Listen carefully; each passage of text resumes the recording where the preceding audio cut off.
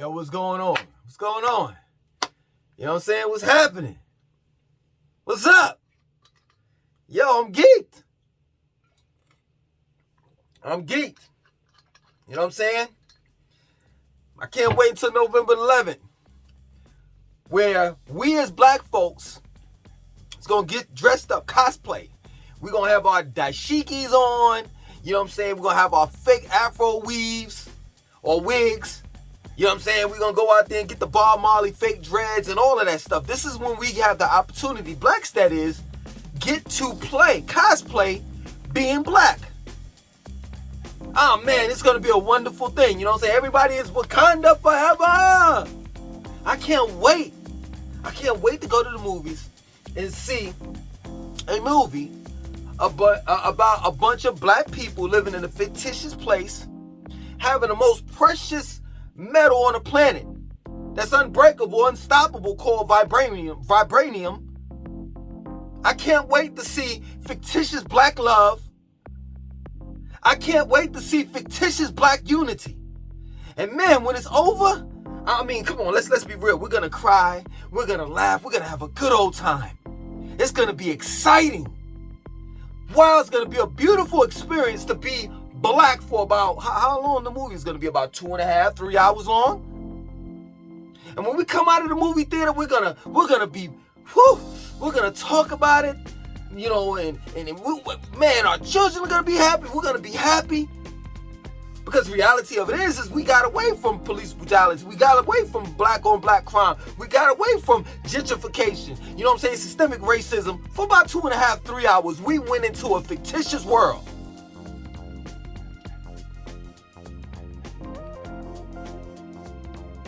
We paid our tickets to go see that movie.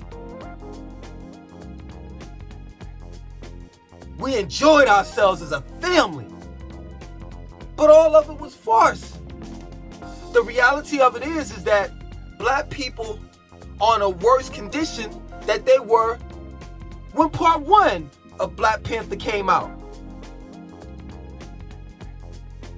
But when Black Panther came out, just like Barack Obama, it gave us what? Hope.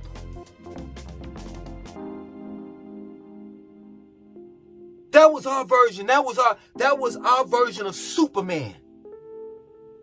You know how like the white kids go crazy over Spider-Man and Superman, even the black kids. But when Stan Lee and Marvel Studio gave us the Black Panthers, it gave us hope. See that? A white man had to create a fictitious black character in a fictitious world for black people to see themselves or theirselves in the future. And it's a shame that I can honestly say in 2022, black people saying the hell with reparations. Fuck reparations. Wakanda forever. That's all you gotta do is give black people a movie.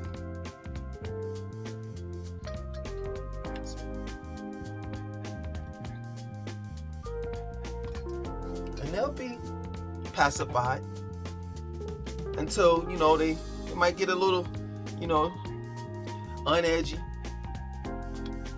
You know, and then you're gonna have to come out with a part 3, part 4, and a part 5, and a part 6, and the list goes on. And then eventually, you know, Disney owns Marvel Studios or Marvel. They own the rights to that.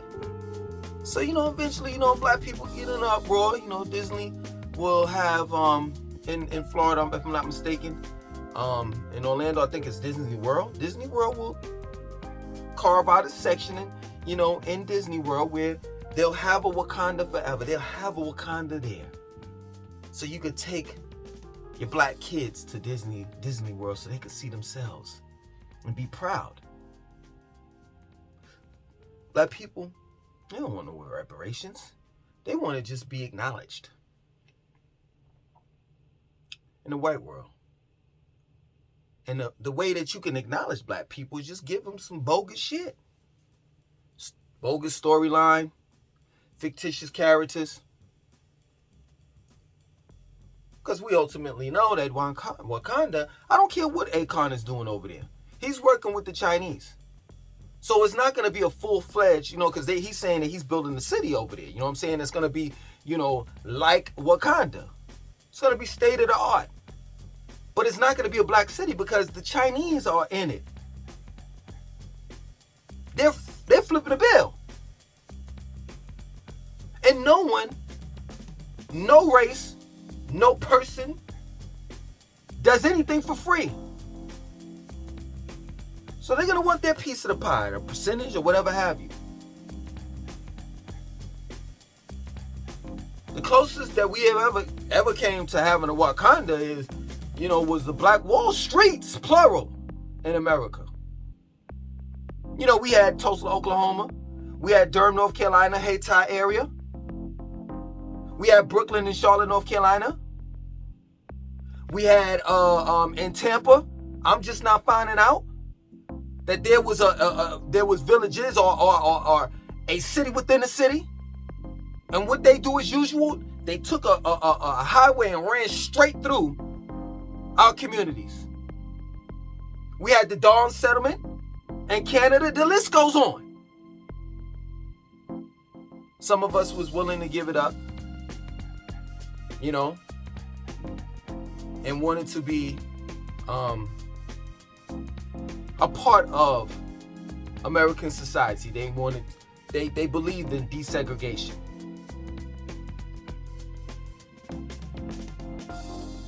And then most of us lost our land. But you don't have to give black people too much these days, man, in order to make them happy. All you have to give them is you follow the black churches, you give them false hope, false sense of pride.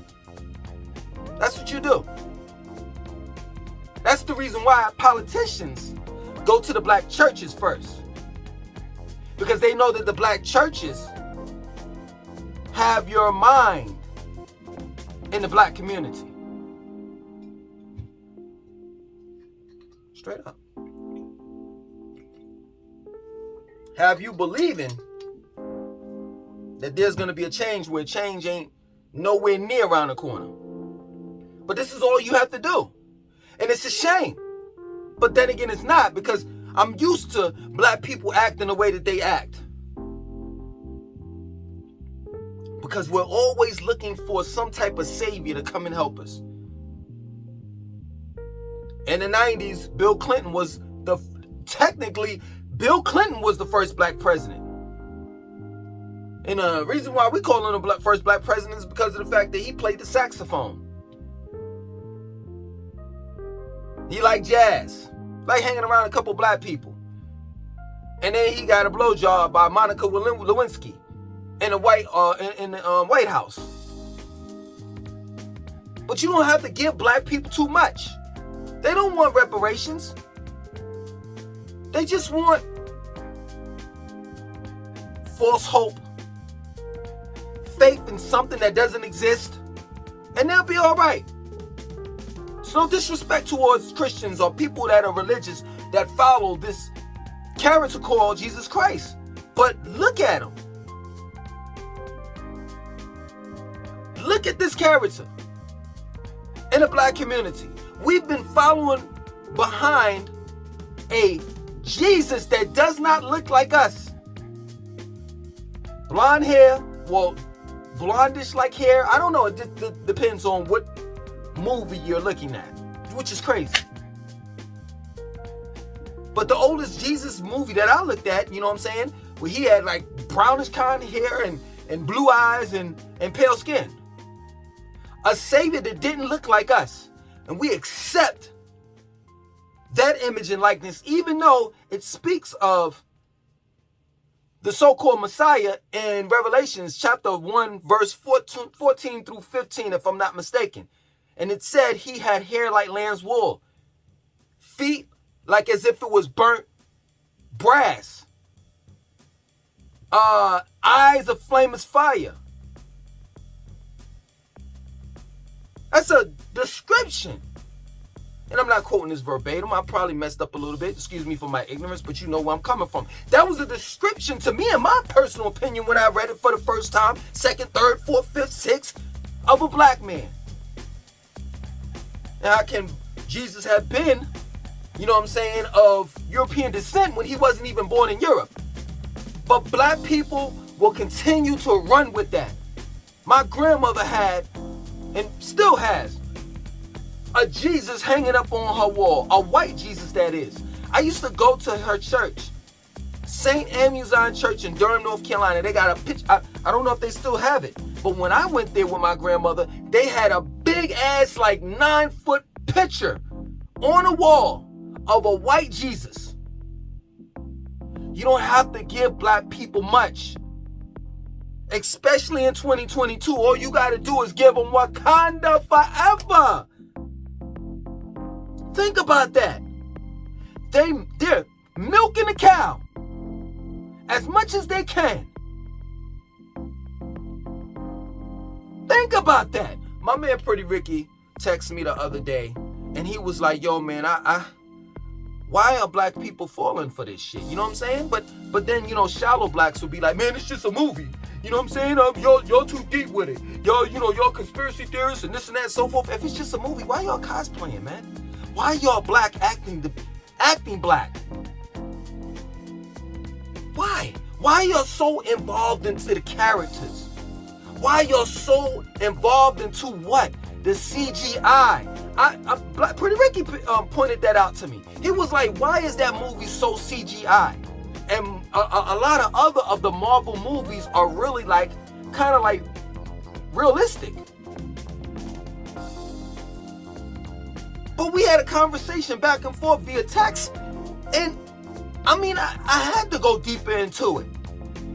Because we as black people are always searching for something that we can hold on to. And that something may be a lie, that something may be a fictitious character, something that's made up. Because in mind, oh man, I know black people are going to try to crucify me on this, but in mind, we're nothing but little children. Straight up. It ain't nothing adult about us. In mind. They came out with, Disney that is, came out with the Princess Frog. They gave us the Princess Frog. And that black girl busted her ass in that goddamn restaurant. Only to be saved by a non-black. And to fall in love with a non-black. Why can't we have movies of black families? Why is it that, you know, when you have the Cinderella story, like back in the days when Brandy was Brandy, starring Brandy and Whitney Houston. Why did the guy have to be, I don't know what he was, East Indian, I don't know. Why can't it just be a black girl, a black woman, and a black man? I don't understand that. Why can't we control the narrative of our stories? Why can't we create stories for ourselves? Why do we have to wait on Stan Lee? Because the real Black Panther, if you want to look at it that way, was Shaka Zulu, Mansa Musa. We had several different Black Panthers. They won't put that in Hollywood, but who cares? Who's stopping us from making the movies that we need to make about real people that really made a difference in America and around the world? And that's real talk. You got all these kids playing video games and not knowing that the first video game console and cartridge was made and created by a black man.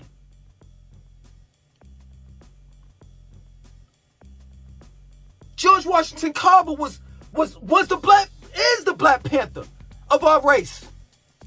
We don't need a fictitious character. We don't need to be dressed up in cosplay of black people. We need to actually start acting black. And acting black is black excellence. Y'all want to go see a fucking movie about a fictitious character where I can't get one of y'all to motherfucking read about your history. Straight up, that's real talk. Because Wakanda is Egypt, Kemet, Itos, as they call it, the land of the burnt faces. Timbuktu, Nubia, because I know a lot of Europeans and, East Arabs or Arabs will say, yo, them black people didn't build no pyramids and this and that and so forth. We're right down the street, you know what I'm saying, from Egypt or Itos or Kemet. You have Sudan and Nubia. And they have pyramids, and black people, they really built those pyramids. So you gonna make that up? And not only that, let's just bust your bubble. Since let's just say Europeans built the pyramids, why aren't there any pyramids in Europe? And why do y'all keep on digging up fucking, desecrating graves and digging up dead bodies of your ancestors according to you, because you all were and are the true Egyptians? I'm trying to understand. Why are you digging up your great-great-great-great-great-great-great-grandfather if you were the original Egyptians? Why are you trying to figure out how you built the pyramids if you built them? If you're responsible, if your race is responsible for building them. I'm trying to understand it. I'm confused. But black people, look no further. Look no further. Create your own Wakanda. Be the Black Panther. Let me tell you something. It's simple as this, for real. For those that want to know how I ultimately think what's the solution to the problems that exist in the black community. The Black Panthers need to stay their asses at home. Take care of their children. Be the Black Panther of your family. Straight up. In other words, be the man of the house. Be the woman of the house. Keep these families together. That's the real Wakanda. In your house. The true Black Panther is the one that you see every day. Your mother and your father. Every day. These are the ones that you need to praise and respect. Now, I'm not knocking you all. If y'all want to go see the movie, go see the movie. But it ain't that deep, man. It's entertainment. That's all it is. Y'all are getting jacked up and all hyped up for no goddamn reason. We are greater than that fictitious movie. All you got to do is read about it. All you got to do is be it. That's it. That's all you got to do. So, yeah, man, I had to say it. A lot of people don't give a damn about no goddamn reparations. I mean, white people ain't gonna give it to us anyway. Straight up. I mean, let's just be real. I said it in the very beginning of this video. I'm gonna say it again. We have a childish mind. So if you give us $2 billion, we gonna blow that shit in a matter of days. Newports are gonna be zillionaires. Newport cigarettes gonna be zillionaires.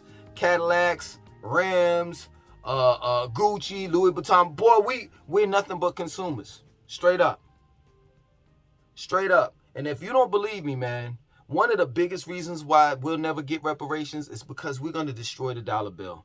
Because we're consumers, by the time we spend all of that money that's circulating, like there's only a certain amount of money that's supposed to circulate throughout the United States.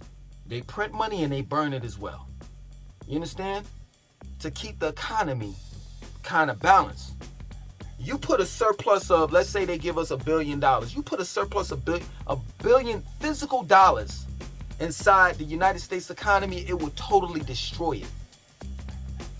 Because all we're going to do is consume, buy. That's all we're going to do. We're not going to invest.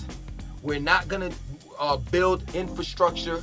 to these dilapidated black cities. Oh, no. All we gonna do is just buy. That's it.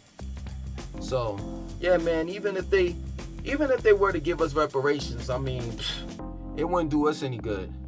I think, in my opinion, if we did have a decision on whether we were gonna get reparations or not, I would tell the United States government to give just about every black child a free college education.